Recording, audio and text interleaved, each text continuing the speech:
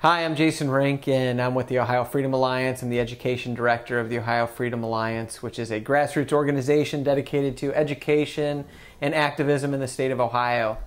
And today we've got Harold Thomas, who is the proprietor of the Ohio Republic blog. He's also a speaker who has gone around the state of Ohio talking about the issue of state sovereignty, talking about the issue of states' rights. So what we wanted to do today, Harold, is just talk to you about states' rights, talk to you about how you got interested in states' rights, why you think states' rights and state sovereignty is a critical issue right now. And so if you can just let us know, how did you first get interested in this whole idea of states' rights and start to interest yourself in why states' rights is really a critical issue as far as liberty and sovereignty is concerned? This is an issue that has slowly grown on me over the years. I would say I started out being a political science major at Ohio Northern University.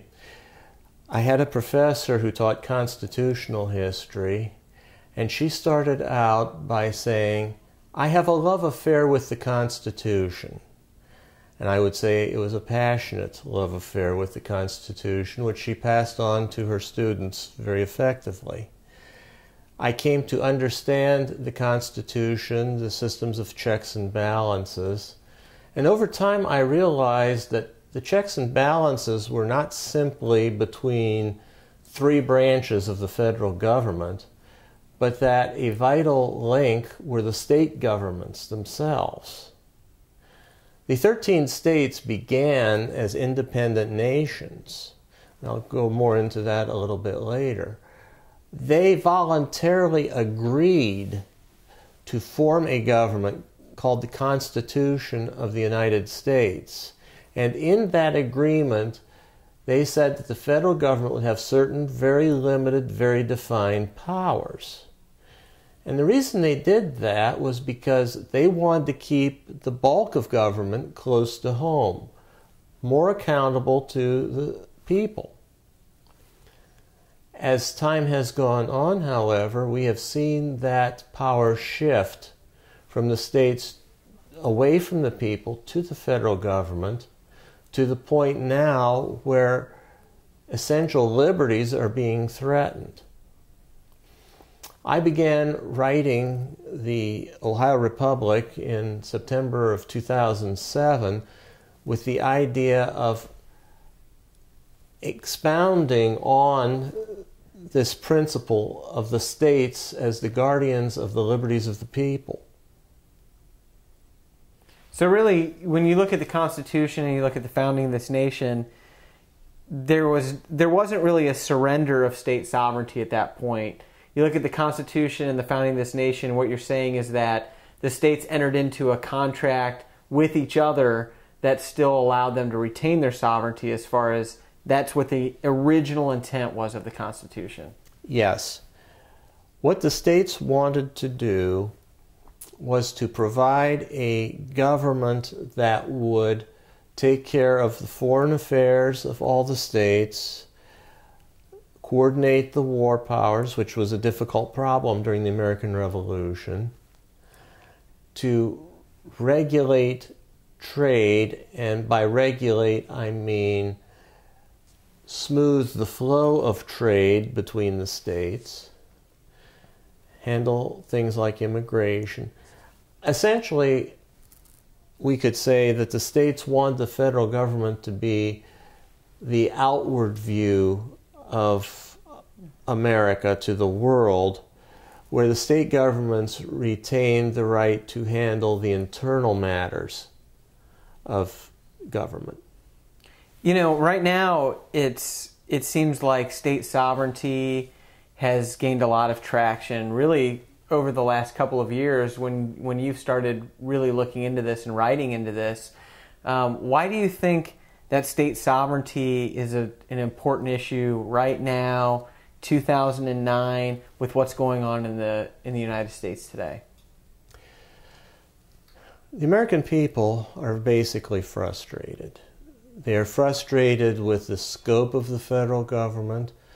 They are becoming increasingly frustrated with the idea that they can't go into business as easily as they might have at one time. Their dollar is eroding. It's obvious that the Social Security system and Medicare are going bankrupt. And we have tried over the last 30 years all kinds of reform movements. It started with the populist movement of George Wallace in the early 70s. We had John Anderson, who tried to institute a libertarianism of the left, you might say, in 1980. In 1992, you had Ross Perot running for president on his Reform Party ticket. And in 94, Newt Gingrich with his contract for America. They all had promise, but none of them could gain traction because the political system at the national level was rigged against change, and it still is rigged against meaningful change. I think many Americans are waking up to the fact that the president's campaign slogan for change is not panning out at all. There is no real change. President Obama in foreign affairs acts just like President Bush did. Right. And I was against President Bush on foreign policy. Right. So really, state sovereignty and instead of looking to the centralized federal government as the solution to all of our problems, looking to the state governments and retaining the powers that the states have through the Constitution, that's really the avenue of change that is going to bring about what the people in the United States are really looking for. Wouldn't you say that? Yes. The way I would put it is, it's much simpler to turn around a sailboat than an aircraft carrier. The states are the sailboats, the federal government is the aircraft carrier. In Ohio, we have 26 times more influence as individuals over our state government than we do over our federal government, just based on simple population. Sure, just based on the number of representatives number of citizens per representative. Right. At the federal level, the average congressman is elected by a constituency of 750 to 800,000 people. In the state of Ohio, our state representatives are elected by a constituency of approximately 115,000 people. That's large enough, but it certainly is a huge improvement over the federal government. Sure. And really, when we look back when the Constitution was founded, I mean, there was essentially a population of about 2 to 3 million people, if I'm correct. So the representation for the federal government was even less than what we see now in our state legislatures. So the representation that we have on the state and the federal level is both diluted, but the idea would be that we're closer to the legislators on the state level, therefore we can try to influence them, and we should be able to work through the state legislatures to accomplish what we want to accomplish more effectively than through the federal government. The other end result for the federal government is that by representing so many people, many congressmen and U.S. senators feel somewhat immune to the influence of their constituents, knowing that they can be reelected without too much difficulty. Unfortunately, the United States has become the best government money can buy. Sure. Congress is greatly under the influence of highly paid lobbyists. Now, we have lobbyists at the state level as well, but at the state level, people and citizens organizations can still influence policy at the state level. We have found it's much more difficult to do that at the federal level. This is the first in a 4-part series talking about state sovereignty and talking about states' rights.